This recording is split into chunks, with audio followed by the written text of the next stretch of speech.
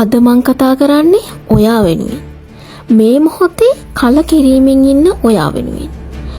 ඔයා හිතේ වේදනාවෙන් ඉන්නේ ඔයා ලොකු කරගෙන හිටපු දෙයක් ඔයාට නැති වෙනකොට. ඔයා දෛනික ජීවිතේ කරගෙන ගියපු දෙයක් අකමැත්තෙන් කරනකොට. නැත්තම් ඒ දේ ඔයාට නැති වෙනකොට. සරලවම කිව්වොත් ඔයාට රැකියා ස්ථානයේ සමීප සම්පතාවල මුදල් සම්බන්ධ දෙයක් වෙන්නත් පුළුවන්.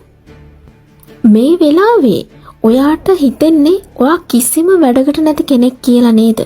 ඒක හරිම සාමාන්‍ය දෙයක්. දන්නවද? ඔයා මේ දැනටමත් කරන්නේ ඔයාගේ සාර්ථක අනාගතය වෙනුවෙන් ඔයාගේ හිස්ටරි බෑග් එක හදන ගමන් කියලා. ඔයා මේ ඉන්නේ ඒ ටයිම් පීරියඩ් එකේ වෙන්න පුළුවන්. ඔයාට තව මීට වඩා කලකිරීම, දුක්, වේදනා ඇති වෙන්න අවස්ථාව තියෙනවා. හෙන්න ගැහුවත් දරාගෙන ඉන්න පුළුවන් වෙන්න ඕනි කියන එක තියෙන්නේ මෙන්න මේ කාල සීමාවේ. ඔයාට ඔයාගේ ජීවිතයේ තියෙන ඇරියස් එක කවර් කරන්න ඕන. මෙහෙම වෙන්නේ ඔයා කරන වැරදි දේ හරි මගට ගන්න, පාර හදාගන්න ඔයා ඔයාටම උදව් කරගන්න එක. ඕනම සාර්ථක මිනිසෙක්ගේ පිටිපස්සේ ලොකු හිස්ටරි බෑග් එකක් තියෙනවා. හිතන්න එපා ඒ මිනිසයා උපතින්ම සාර්ථක වෙලා මේ මහ පොළොට ආවා කියලා. කොයිම වෙලාවකවත් ඔයාව වැටෙන්න එපා.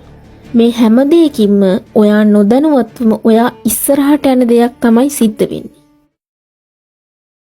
තව දේවල් උත්සාහ කරන්න. පටන් ගන්න. ඔයාට ගැළපෙන්නේ නැති දේවල්, ඔයාව ප්‍රතික්ෂේප කරන තැන් වලින් ඔයා අයින් වෙන්න. ඔයා ගණන් ගන්න තැන් වලින් අයින් වෙලා ඔයාගේම ගමනක් යන්න. හැම සාර්ථක වෙන මිනිස්සෙක්ම කරන්නේ මෙන්න මේ දේවල්.